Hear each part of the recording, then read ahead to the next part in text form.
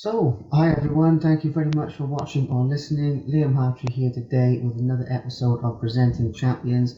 Today, joined by a very special guest who I'm truly honored to have on the show. Today's guest, Konishiki, the first non-Japanese born wrestler to make it to the second highest rank in the prestigious world of Grand Sumo Wrestling. Also a musician who has released 4 albums, a music, TV star, who has appeared in many shows in Japan, movies as well, including Fast and Furious Tokyo Drift. You may remember him from appearing in there.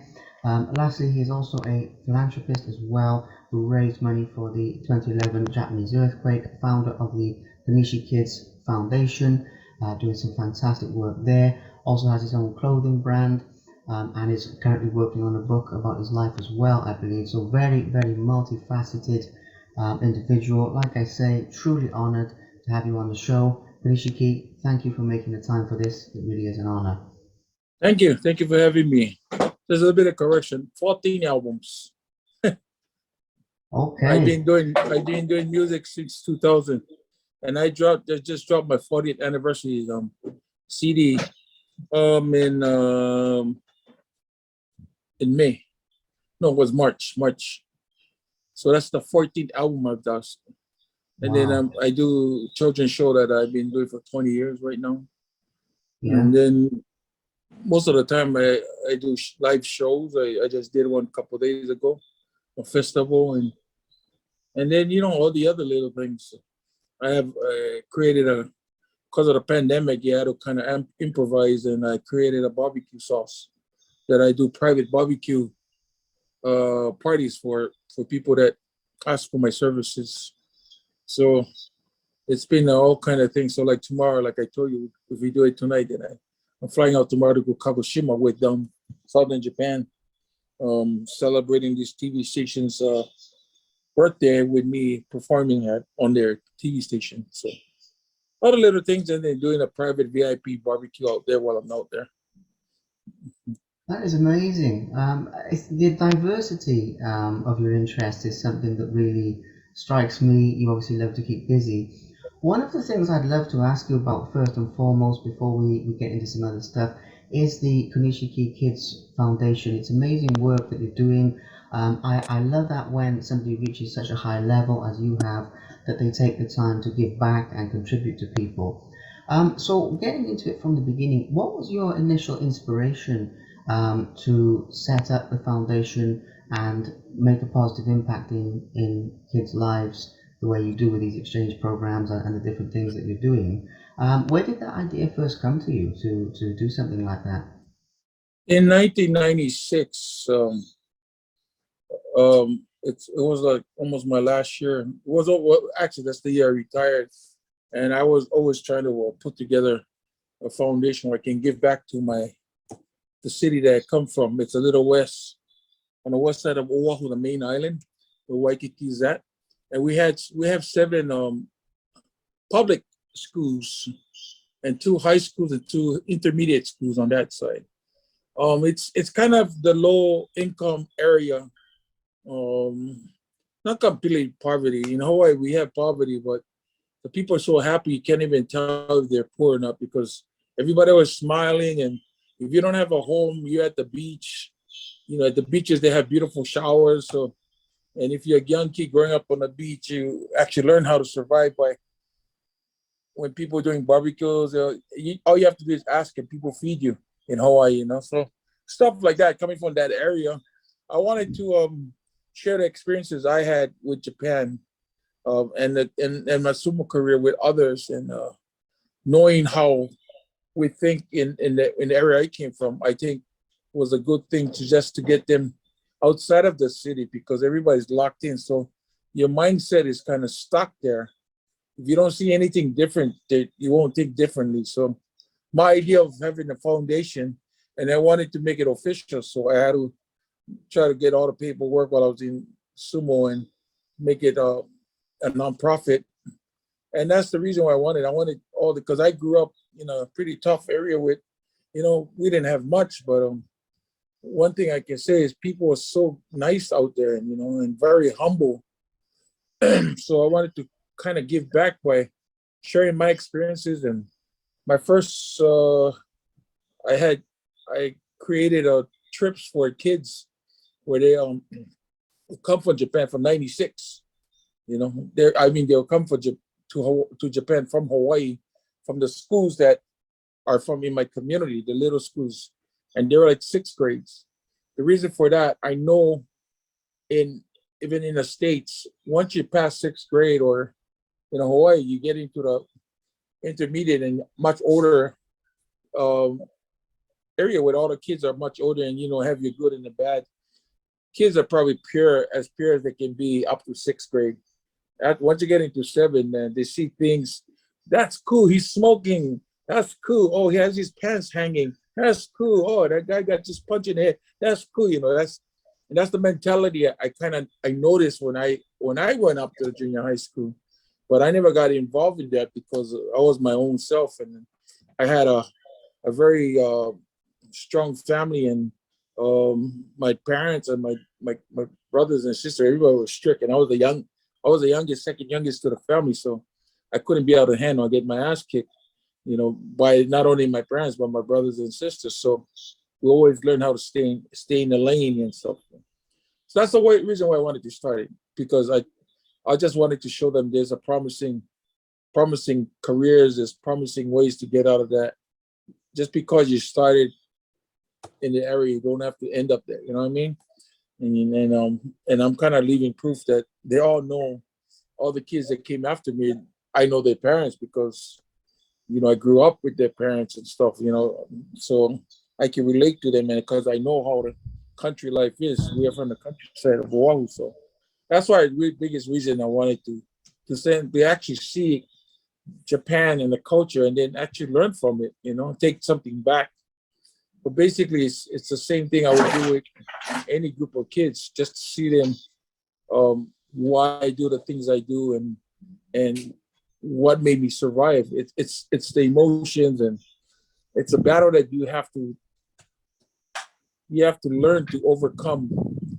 Getting there is one thing, but staying there is the hardest thing to do.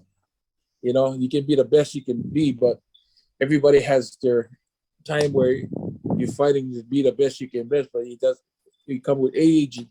With time, your body changes. With time, you got more personal problems or responsibility. The older you get, you're getting married, you have relationships, you have the other commitments where you have to do while you're doing your professional. So all these kind of little stuff that you can relate, I related to, and things that I had to go through, I wanted to relate to all the kids and stuff. So the foundation is just trying to give back to my community. And I do a lot here in Japan too. I've been on the road every time there's an earthquake here in Japan. I'm always there going cooking. My longest mission was probably the big earthquake we had up in the northern Japan. I did it for 5 years, man. I was just, and we've cooked over 25,000 meals. And delivered like 4-ton trucks of Christmas gifts. I went to every profession got hit hard up north. So what I did, I went to a special area. I went and just gave away gifts to the little kids, the Head Start schools and kindergarten schools, where I got them all together at the gym, and we all played games, and I turned to Santa Claus, and I just handed every single kid who came with a Christmas present. So that was a Koni Santa project that I was doing too. So yeah, I gotta give back, man. And that's what motivates me to do the things I do. I do various stuff. People always ask me, "What do you do?" I'm not too sure what I really want to do, because I do all kind of stuff. You ask me to do something, I'm gonna do it. It doesn't matter. If I can, I can. I will. You know. Yeah, it's amazing. It is amazing work on so many levels. You obviously have a big heart like that to give back and everything. Another question about like the youth and the new generation coming through. I was going to ask this at the end, but we'll get into it now. Obviously, looking at your career in sumo and everything you achieved, and coming to Japan at a young age from Hawaii, and sort of really pursuing your dreams like that. you're in a prime position to give advice to sort of young people who, if they want to pursue a dream in their own life, whether it's in sports or whether it's in something else. Obviously, you're in a great position to give that because you've done so many different things, not only with sumo, but with the movies and the music Mm. and all of this sort of stuff. You know, nothing holds you back. You pursue the things that you love.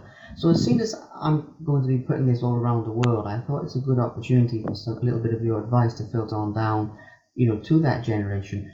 If someone were to approach you and they were to say, well, you know, I have something that I want to achieve, I have a dream that I want to fulfill, in that sort of way, what would you say to those people? Like your advice for people who want to achieve something big. Basically, they want to achieve something that they're aiming for. If you get where I'm coming from with this one. Yeah, I understand you completely. I talk about this topic many times. And the first two things I ask a youngster for when he asks me for advice, why you want to go there? Why? You ought to have a great reason when you have a goal.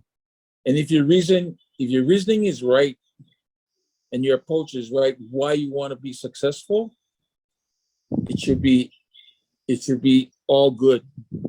Your motivation, if it's right, it would help you overcome obstacles that you're gonna have to deal with. And they have to understand, unless it's a jackpot in Las Vegas, it's not an overnight success.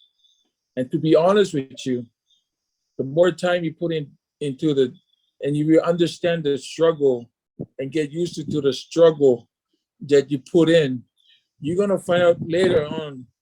And that's the thing is people don't if you're not if you're not ready to wait for that moment, like to be honest with you, I always tell people, I'm living the greatest time of my life after, I think maybe this past 5, 6 years. Finally, I'm at a place where I want to be. Because number one, when when you when you're shooting for a goal, you got to remember it's how much you do and how much you put in. But at the same time, you're gonna have to deal with people. And there's people, some people be easy to work with, some people won't. Or you might be the troubled one who it's all about me. It's all about me. When you get all stuck with that, you gotta find a way to take away all the distraction when you're heading for a goal. So one good example, I just talked about this 2 days ago. I had a cousin who he's really successful with his business, but he had a trouble. He inboxed and then we talked about how everybody thinks we may have so much money and family acts for money and I tell him there's one thing you gotta understand. You know, you're gonna have to swallow your pride and just say no one of these days. And you gotta think, what are your priorities? Who's your priorities? Is it your wife and your daughter, or a cousin or a nephew or sister or brother who ask for money and they won't pay you back? And that's one of the problems that people deal with is they're nice in the heart. My dad always told me, once you give it, you've already won the battle because you give it with your heart, which is so important. But don't expect them to come give you back your money and that's the thing you have to kind of tell yourself, man, you're not lending them, you're giving them. So stuff like that, you're gonna have to deal with a lot of emotions. And if you're passionate enough, passion is just part of the job, man.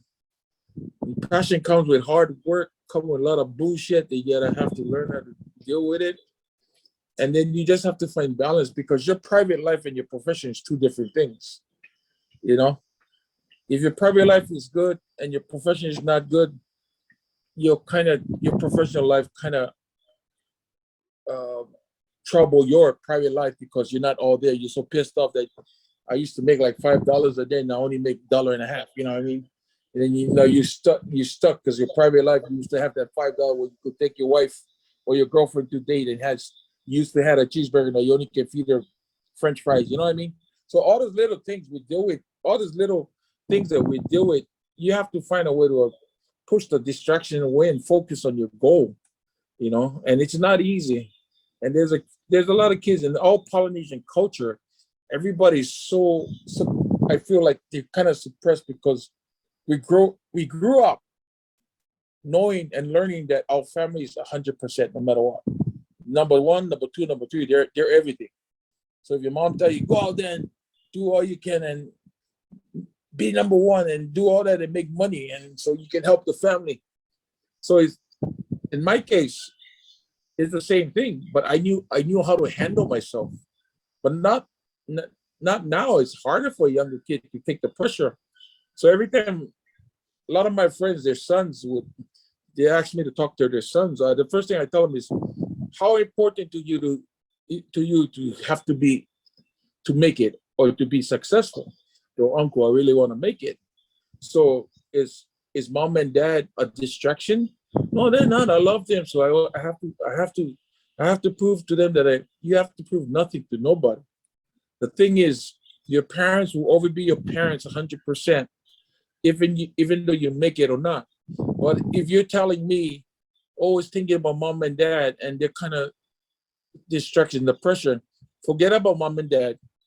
Focus on your career, because every parents from the bottom of their heart they want to see their sons or their daughters succeed in whatever they put their minds to. So that you should just focus on your career. So there's a lot of things, it's just not one thing. People say all you have to do is be passionate about. That's bullshit.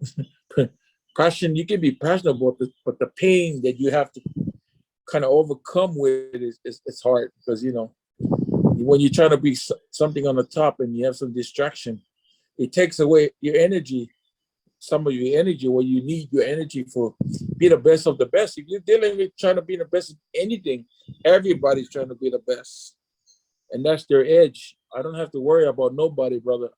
Everything is me right now. It's kind of it's kind of weird to say, but it's hard. You gotta focus. In sumo world, we had about 850 sumo wrestlers in sumo, professional sumo tori, but only 60 can make it. But only he's talking about 60 can make it, meaning only 60 people getting paid, in these 800.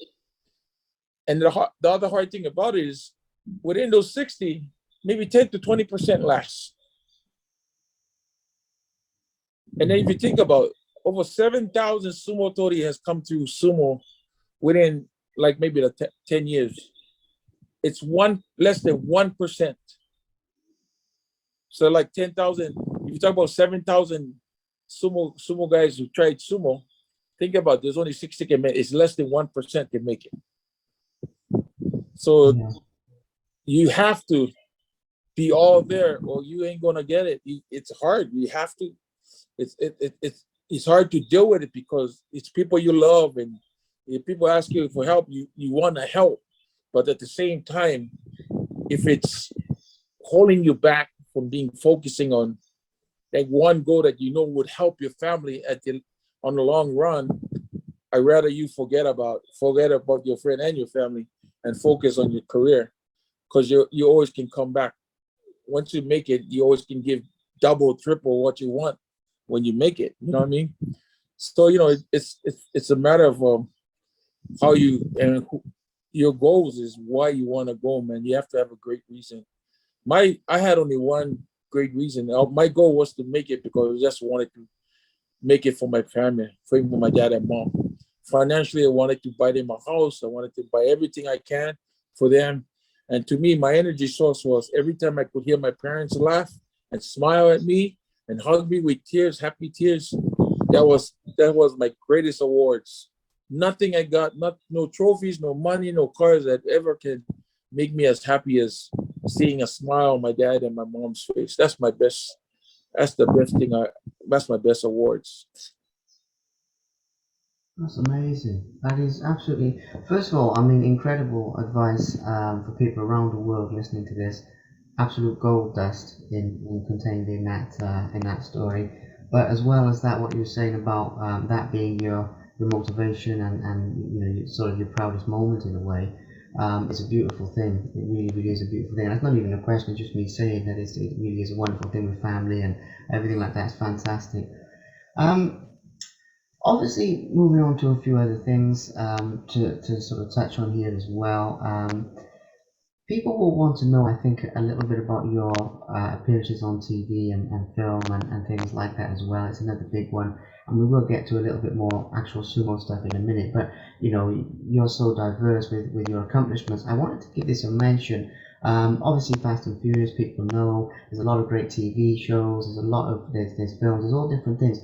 Do you have a favorite appearance that you've made in terms of or maybe not so much in terms of the appearance, but in terms of the experience on set, and you know some of the people you enjoyed working with the most.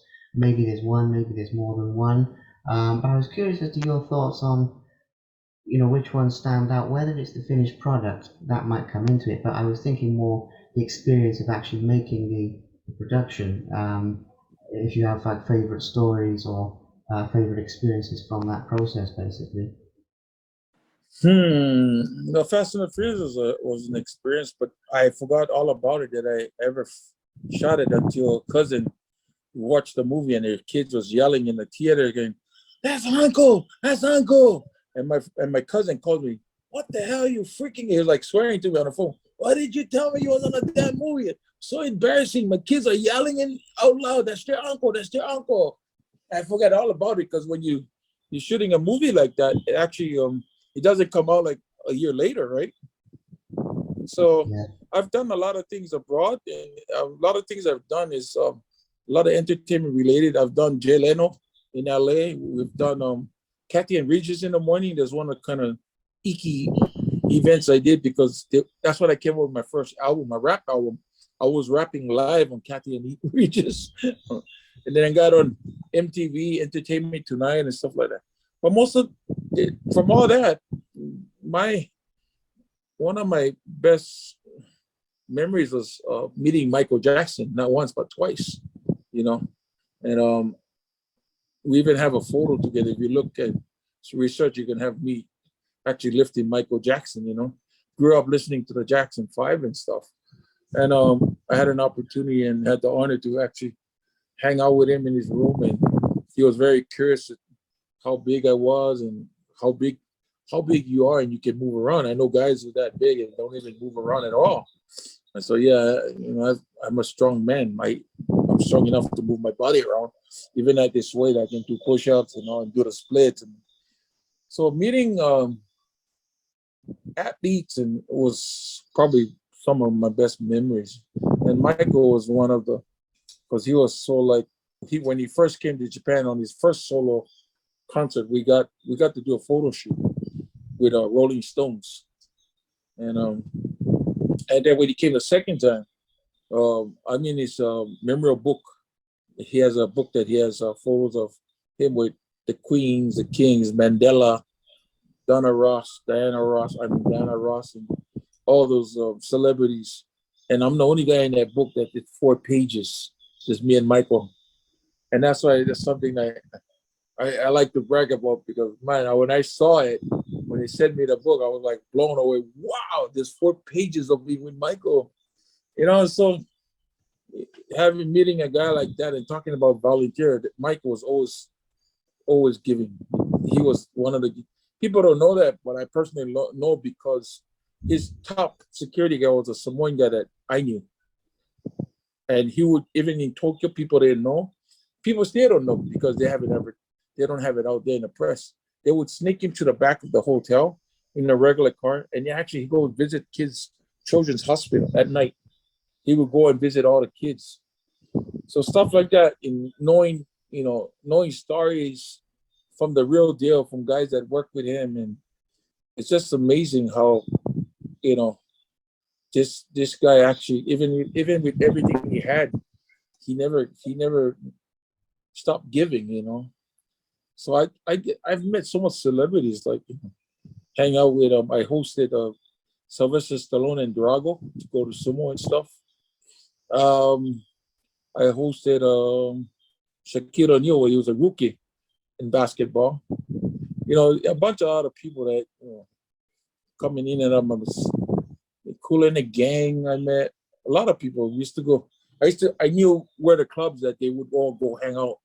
They would be hosted at a club that it's Roppongi here in Japan. And I when I we went had Janet Jackson too. A lot of people like. I think that's where my fond memories are. The movie set was a whole day and stuff like that, but the stuff I do here is so much you do, and you just don't. Once it's done, it's done. Like okay, next, And I'm just glad that I can do the things I've been doing. From singing to movie to acting to TV shows. At one time, I was the number one commercial man in Japan. my first my first 3 4 years, I think 5 years, all I did was commercials for big corporates here in Japan. And everybody always tell me, I saw you on TV today. Like that's 3 4 different commercials that I've been doing. So I'm being very blessed with what I have. Just trying to slow it down, getting ready to be the big 6-0 in a year or so. I'll be 59 by the end of this month, end of this year. But just trying to take it down to where I think I'm comfortable with doing.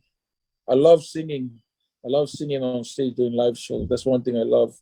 The other thing I love is one of my missions that I kind of put myself in this year is I wanted to actually take sumo to the next level, meaning take it to where people I can be interviewed by you, and because there's still a huge stereotype of sumo outside of Japan because they don't really see the real thing. They're just learning from people making jokes of it on TV, or they watch it on YouTube. They think the amateur thing is what sumo is all about and stuff like that. So to me, I've made it a goal and then a mission to start finding doing meaningful things to actually when time comes for my calling, that people would actually understand the culture of sumo even more. And as I try to handpick some of the stuff, some of the work I do that it's related to sumo, and hopefully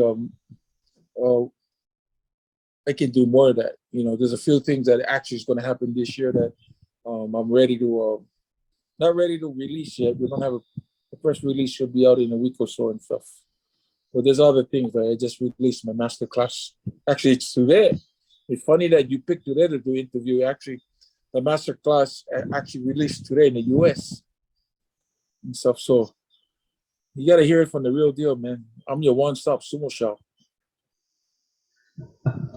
Brilliant, brilliant. I love that. Sharing the culture, giving people a better understanding, because it is amazing as a sport. And obviously, I don't claim to be an expert by any means, but even when I was researching for this, finding out more and more about it, it's just fascinating. The culture, the meaning behind it, the history. There's so much about it that people would greatly benefit from. So, I really, Appreciation changes. The yeah. appreciation changes in Lion. What you kind of understand and kind of read the history and what these men go through. You way you look at it, you look at it differently. And then it's big men now, and there's not too many sports in the world that actually take 400 pounders and train them 5 6 hours a day and can actually drop to the ground and do splits, and the flexibility that we go through, and for being big men, it's hard for, if you find a regular big person, it's hard for them just to stay on their feet 30 minutes, but it's like 5 6 hours a day. The real training of a sumo big boys, they have to be strong enough to hold their weight, man.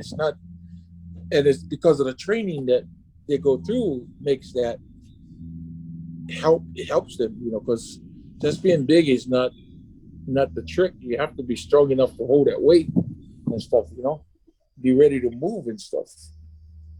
Yeah. Well, let's talk a little bit about the sumo lifestyle and Yeah. the sumo. No, that's okay. The sumo lifestyle, the sumo training, because I know for you, obviously, you lived it. People probably ask you about it all the time, from a certain perspective. So I was thinking, you know, is the question almost too simple for you in a way, But I still No, no, think no, no. people are fascinated to know because the lifestyle is incredible. The regime, what you guys go through, put yourself through. And as I mentioned that, personally now, I'd know a bit about it before, but researching it more in depth recently, it's wow, it's incredible. I mean, the regime, the history, the everything. I don't think I can do it justice in words, but you can. So, can you talk to us a little bit about when you were obviously training, competing in sumo? what the lifestyle was like, what the regime was like. I mean, anything you'd like to say about this because you lived it.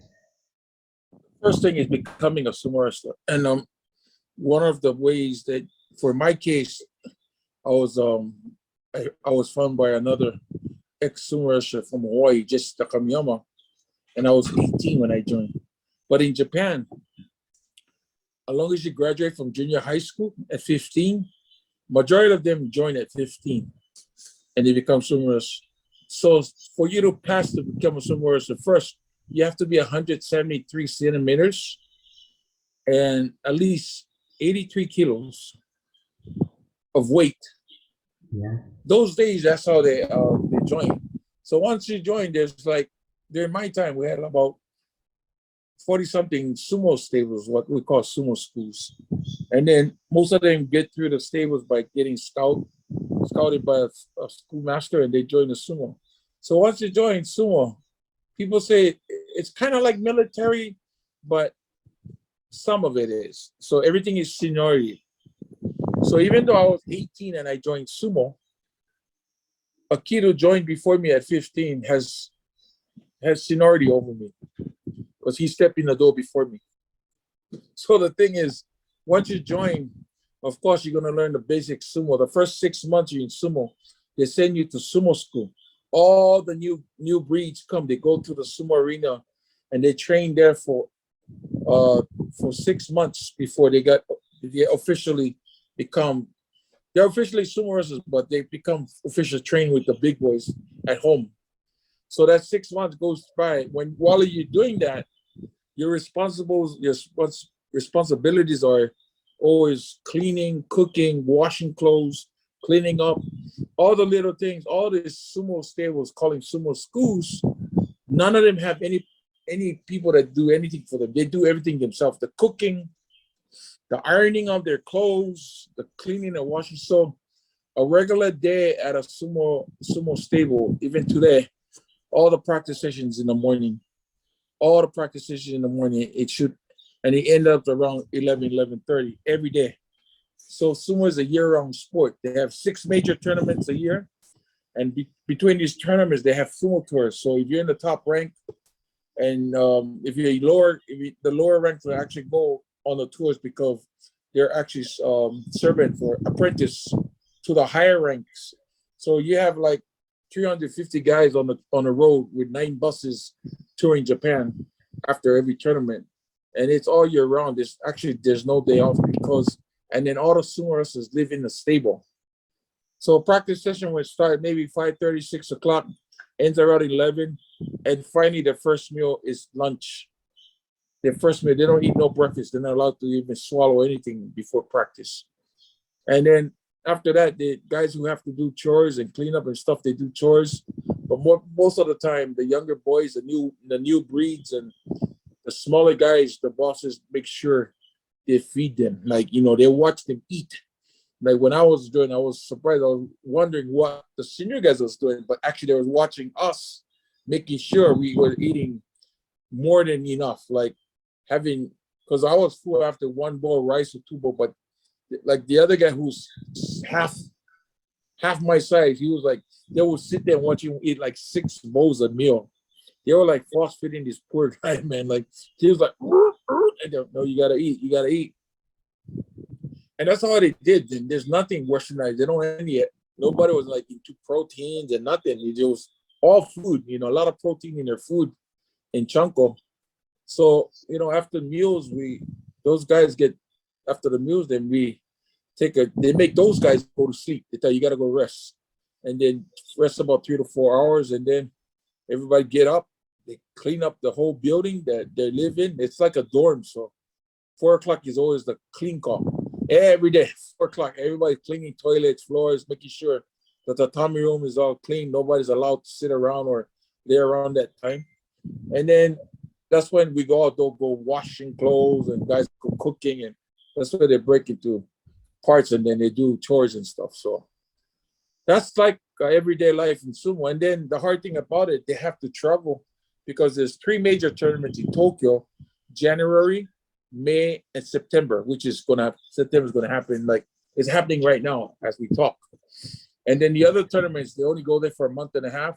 Osaka in March, Nagoya in July, and then the last tournament of the year is down Fukuoka, way down southern Japan. So you gotta pack everything and take it down there, and you gotta actually live the same life you live in Tokyo, but you're using other people's buildings to live in and stuff. So the transitioning of a young guy coming in, his mind is blown. He's coming from the little bundis out in Japan and find out, wow, I'm jumping on a bullet train. I have to go there. I got to come back. Wow, only here 1 month. I got to go back. You know, it's so much. You're so busy.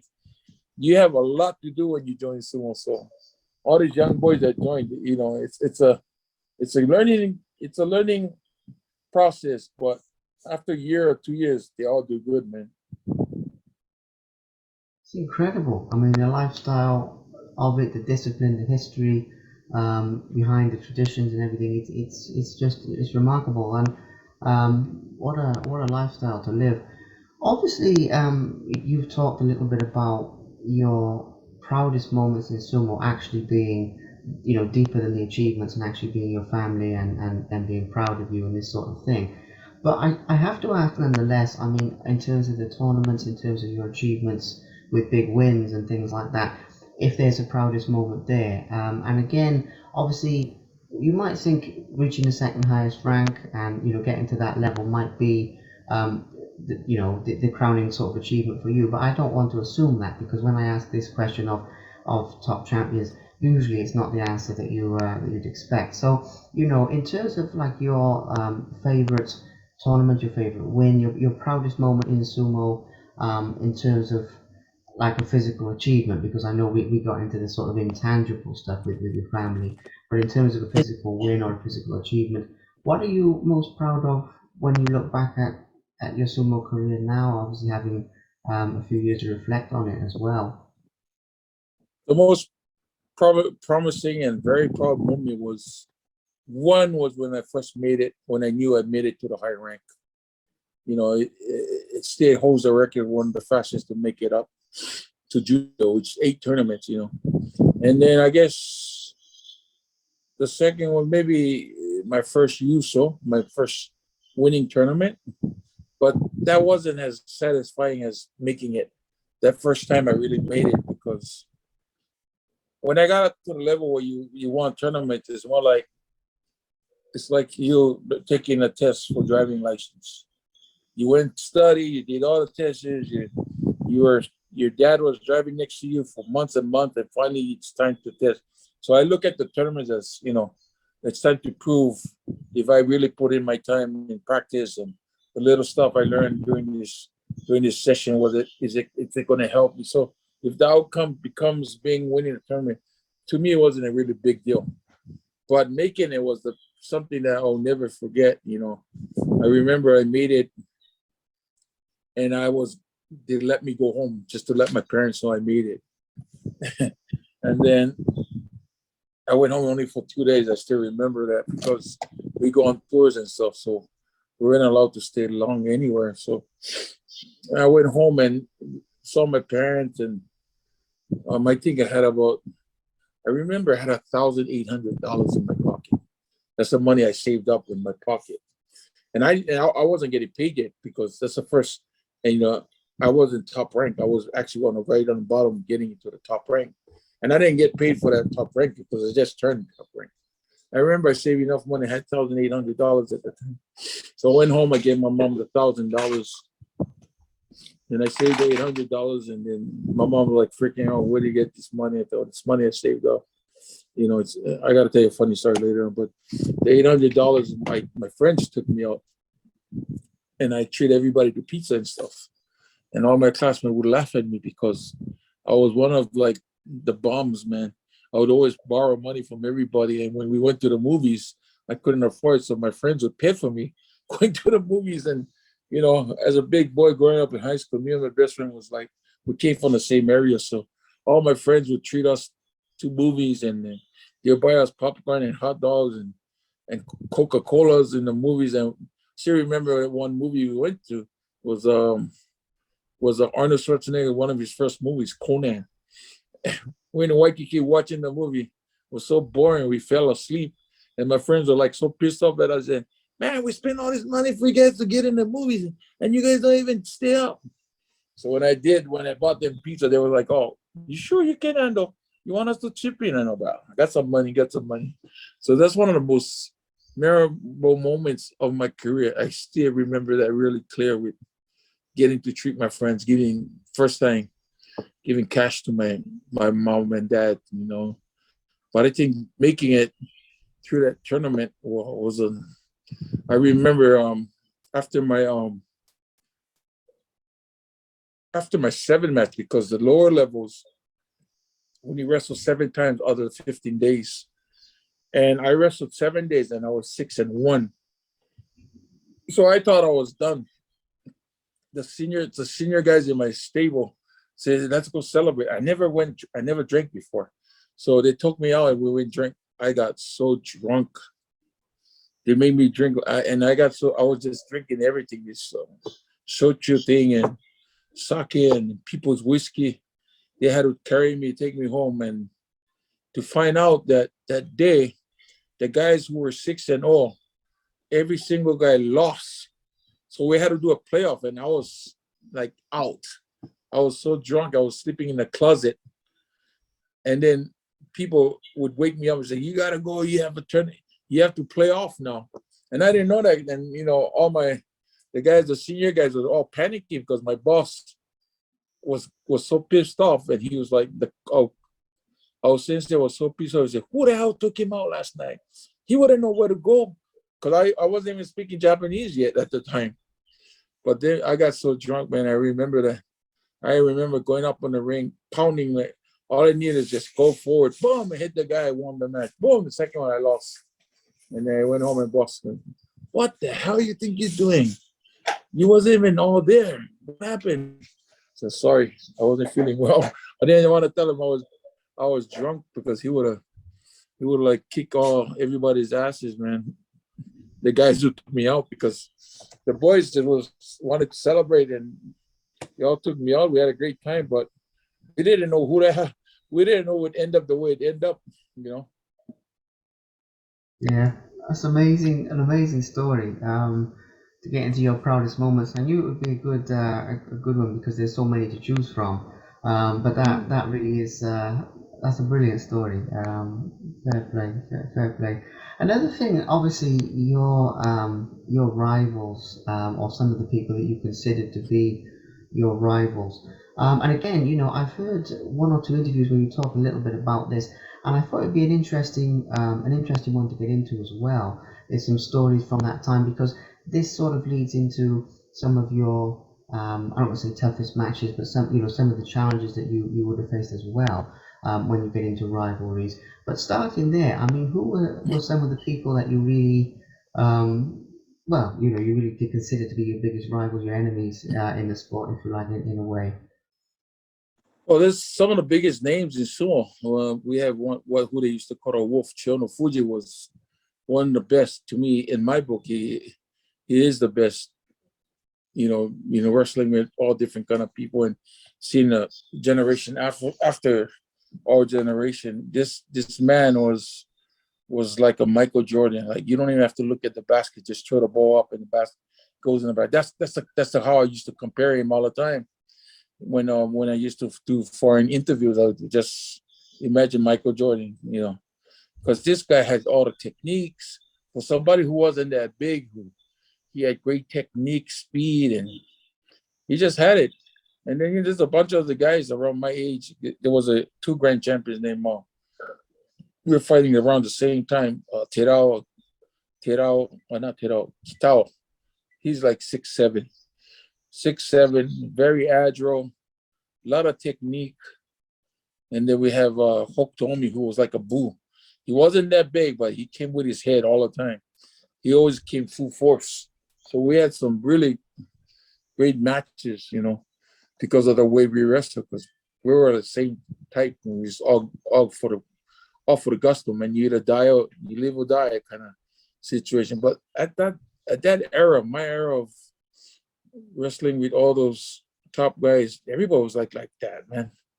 Everybody's like, bro, you better be ready. I'm coming to get you, man. Yeah, that's like You don't people we don't talk like that to each other. We have respect, but you can feel it like, bro, he's gonna come and get you.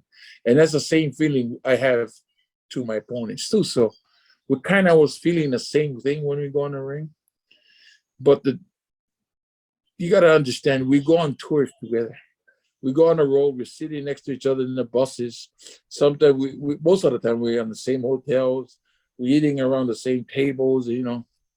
And that's some of the hardest things to do because some of these guys you just don't like, but because of the sport and its respect, no one gets out of hand and say, "Bro, I don't like you." You know, it doesn't work that way, which makes this sport very unique. But yeah, there's a lot of names, man. Guys like Hope Kenyu, he was a former Ozeki. We have this other Yokozuna, his nickname was Popeye, Takano Sato. He had these big neck muscles, like he would like literally he looks so stiff. But man, every time he gets his hand on you, man, he lifts you off the ground so easy. So a lot of names. I think I joined sumo in one of the best eras. Like there were a bunch of good guys, man. And I guess that's why I was the person I was as a sumo tori, because I knew the competition was no joke, man. You know, even during practice, like man, everybody came hard. Like you can feel the energy. Like don't come here with an half-ass attitude because you're gonna get your ass kicked. The people don't say it, but you can feel it because the way they're training and stuff, you know. And that was the great thing about the whole thing. Like everybody came to work, man.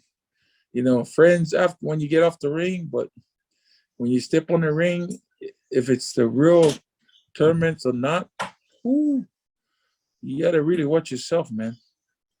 Because everybody's coming, they're coming. They want to. Part of it is a mind thing, right? So for us, some guys will just come and go through the role, and then it makes you think when you come to the real tournament because when you're training with these guys, they show really nothing. But some guys do that purposely to kind of show that they really want to not show too much when we're doing these practice sessions together. If somebody like me, I don't care if it's practice session or not, I'm going to blow you off the ring. That's the only way I know how to do it. Which is, I'm kind of giving away what because they're actually, you know, studying my way of sumo, and they're going to counter that or use it against me, which a lot of them did really well. So yeah, the area I was in, you can go down the name and that whole east side and west side. You go down the name, you look at all the names, and I can go back and look, and everybody was like a challenge for me. But at the same time, they all had different styles of sumo. So you really have to be 100% down with the style you had. And that's the way I thought about my sumo too. So if I can do what I'm good at 100%, I don't care what technique you have. I'm blowing you off the ring, you know? So that's was my attitude. So I didn't really care about studying too much of my opponent's techniques because it didn't matter to me. I wanted to be focused on the best I can do. Yeah. Yeah. That's a good life lesson, a good sort of mindset lesson right there as well. With what you touched on there, amazing. So moving into the last couple of things for this talk, obviously because it's probably coming up on about an hour now, and I don't want it to be too long for people's attention spans and everything. Although I'd love to talk to you. I'd love to talk to you all day, to be honest. But in terms of getting into some the last couple of things, obviously talking about your era of sumo versus the era now, and how things have changed. I think this would be a good one to get your thoughts on as well, because you've been around it for so long and everything. Um, Again, like I said before, I've heard bits and pieces, and I followed it loosely. But researching for this, you realise how there have been some very big changes.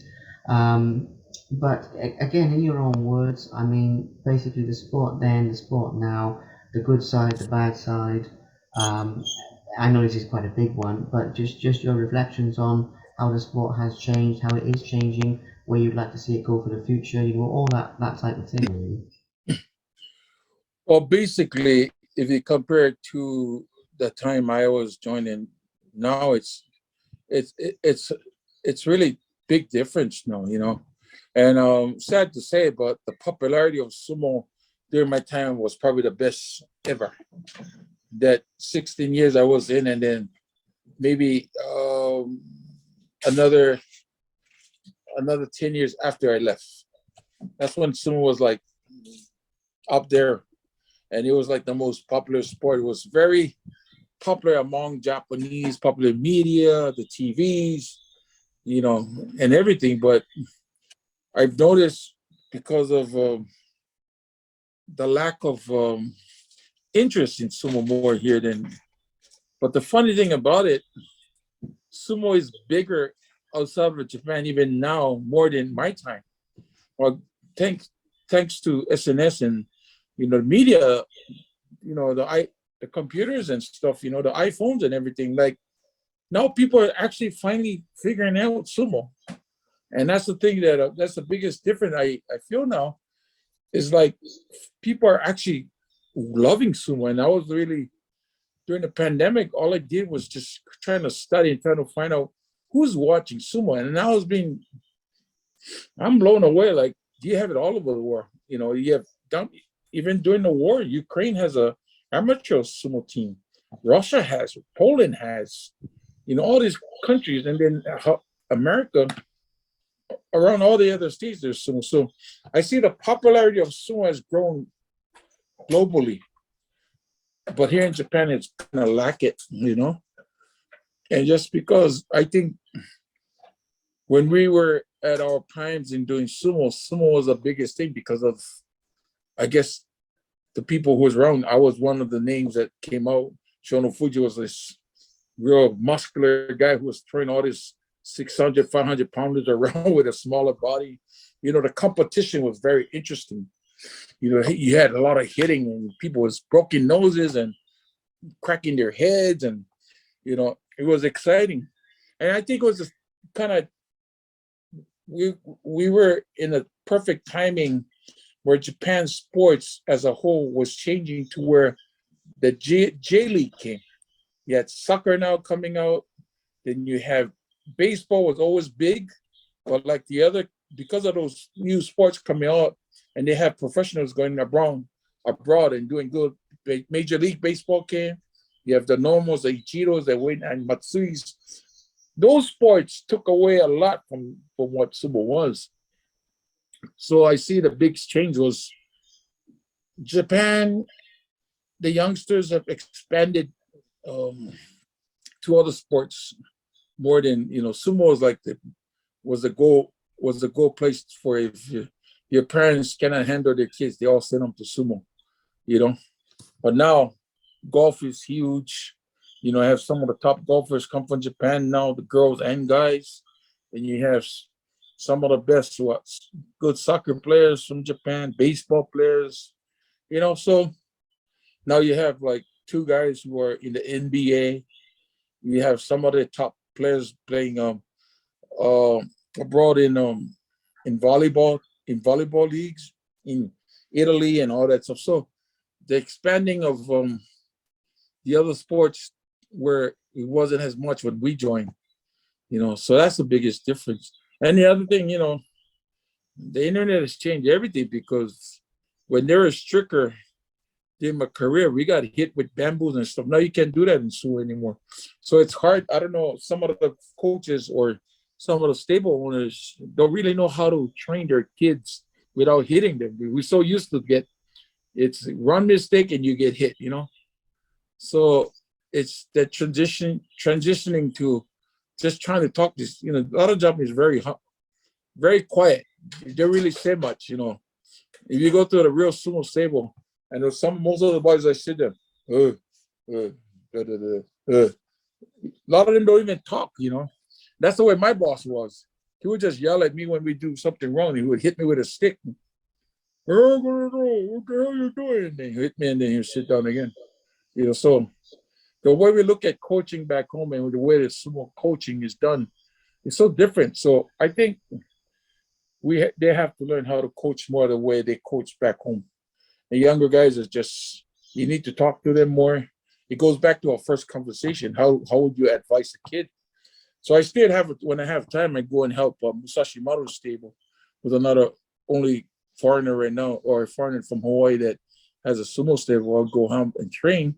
And a lot of times I'm more the talker. So I will talk as a big brother, or sometimes as a coach, or a friend to these kids. I try to relate them as much as I can, because we need to carry a conversation to kind of see where their mind's at.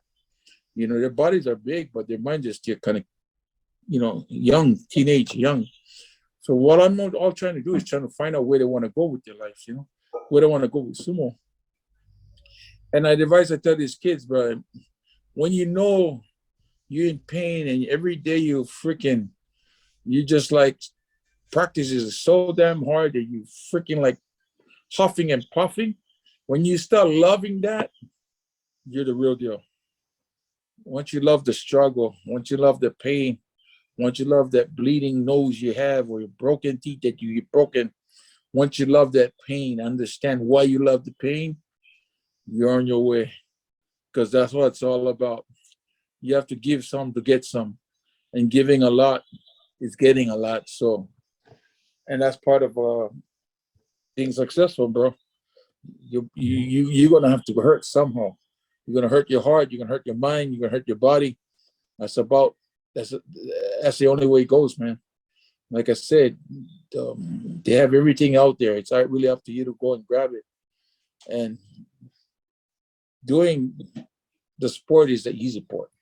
Just staying focused, being consistent, and just having the courage to commit yourself to conquer.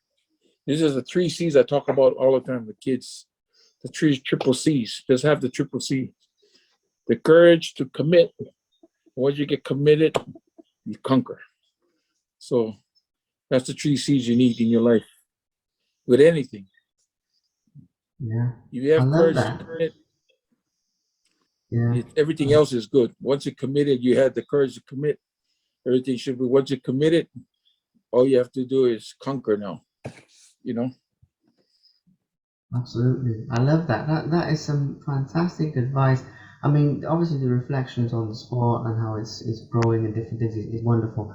But there's some more absolute gold dust, wisdom, knowledge. The 3 C's. I will personally remember that. But that's great advice for people who are listening to this. And it's very very cool that you're guiding these guys. I mean, it's almost like advice to your younger self in a funny sort of way. And it's a wonderful thing. It's very, very, very brilliant that you give back in so many ways. Obviously, coming up on an hour, we'll wrap this up pretty much shortly, for people's attention. I always hold the space for the last question of the evening, your side at least. Obviously, your fans, your supporters around the world, who have supported you for many years or however it is, and continue to do so. I always usually close out with the fans because sports would be nothing without them. So, last question, nice and easy one. What would you say to your supporters all around the world listening to this? Any words for them, please? Well, the thing is, I come from a rare sport, very unique. I don't even call it a sport, I call it culture, sumo culture. And I'm just happy about the growth that I've seen and that I didn't know about, that I've learned about these past 2 years. And I know we have fans all over the world. I'm grateful for that. But my mission is to actually get it out there more so you can see and understand more about what a sumo wrestler goes through, or sumo tori goes through, and what it did to help me to get me where I'm at. Our conversation today actually covers a lot, but at the end of the day, you're human. So um, I always tell my brother, you have to be really crazy to do any kind of sport. Your mindset has to be so tough, so crazy, so painless. You learn how to fight through pain, and that's just part of the process, man. Because, like I said, if there's only 60 slots and 850 of you doing it, if you're doing what everybody else is doing, you're gonna be where everybody else is. And you just gotta do a little more, push a little more to get a little more. And then we all go our ups and downs. We have to balance our lives with our work. Even if you're just working as if you're a housewife, it's a lot of work too. A responsibility, keeping your family happy, keeping everybody healthy, making sure all the kids are in the right place, the right time. But and everybody has a responsibility. But just want to shout out to every fan that is starting to know sumo or has known sumo or love sumo. Whole my mission is to come out more and educate you guys. I call it educating. You know, edutainment. Edutainment is a word that's actually my record label. It's called Koni edutainment. It's not entertainment. Education with entertainment. I think I made up that word, but I don't know. I don't see anybody using it on the labels. But anyway, love to be where I'm at today. Love to do what I do, and hopefully we can meet up. I'm doing getting a lot of work abroad. Once I'm ready to press release some of the stuff we're already having the final time of the year. I just had a meeting today for something next year that relates to sumo. And it's funny again, like I said, today I just released in the US, or you can get it actually if you can go to nalo.tv/sumo, and you can you'll hear so much of what we talked about anyway. More of it, but it's like 3 hours of beautiful editing, and everything is put together so right. And if you want to learn more about sumo, it's a masterclass in sumo, with your one-stop sumo shop, Konishiki. Amazing. Well, it's incredible work you're doing on so many levels for the future as well. It's been a pleasure. It's been an honor. I really do mean that, by the way, to speak with you today and to cover. Thank you for the Everything. time. Thank you for the time. I really appreciate it, man. No, it really has been an honor. Yes, I hope we can meet up. If you have anything Yeah, coming up. if you have to do a part two, as long as we put the time and the right time together, Zooming is easy. I'm glad. It's the only thing I love about the pandemic, that Zoom is has happened, because I've been doing interviews from Spain and Germany, and so easy now. Because I came out with a documentary called Giants last year. It came out in Europe, so I was like, man, this is even better. I hate to schedule like at my office meetings and interviews, and even the ones I do in Japanese. I tell them, we just Zoom, please. Yeah, it As is. Zoom has bring us closer. If it wasn't for Zoom, I don't think we'd have this opportunity talking. You know what I mean? Yeah, that's it. Absolutely. I mean, it's an amazing technology. It's brought me around the world, all around the world, to talk to people. The same for you, and even Exactly. this opportunity to meet you today wouldn't Mm. have been possible any other way. But I do hope we meet in person. Next time you have something in Europe or anything in that area, or if I'm ever in your part of the world or anything like Yeah, that, bro. we Ever can back in catch up. Japan, let me know, man. Show you the Yeah, real deal.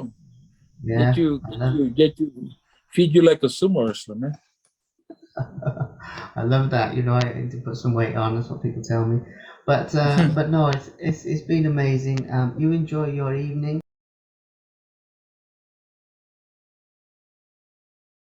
Thank you very much for watching. Please subscribe to the Simply Inspired YouTube channel, and there'll be more videos coming soon.